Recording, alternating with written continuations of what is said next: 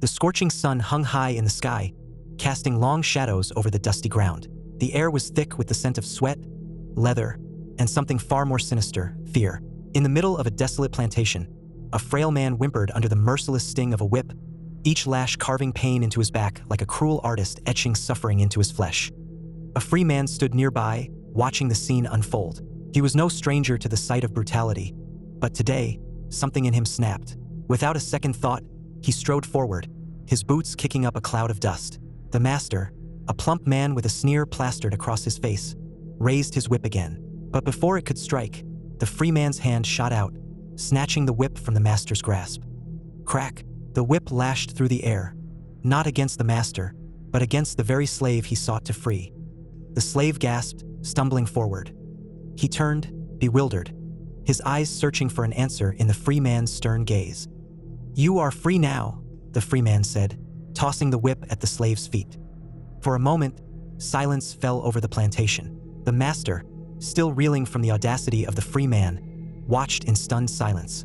The slave bent down, his trembling hands hovering over the whip before curling around its handle. Then, without hesitation, he turned to his master, heaved him up, and handed the whip back to him. The free man rolled his eyes and turned away, disgusted. "When you're ready to be truly free, you know where to find me," he muttered before vanishing into the horizon. Days passed, then weeks. The master, humiliated by the public spectacle, seethed with vengeance. His pride was a beast that could not be tamed. One evening, under the cloak of darkness, he summoned the slave. "That man made a fool of me," the master hissed, his voice laced with venom. "Go to him, gain his trust, then end him." The slave did not hesitate. He had been trained to obey, conditioned to serve without question. The idea of betrayal did not weigh on his conscience, for he did not see it as betrayal at all, only duty. Under the guise of longing for freedom, he made his way to the free man's humble home, nestled at the edge of a dense forest.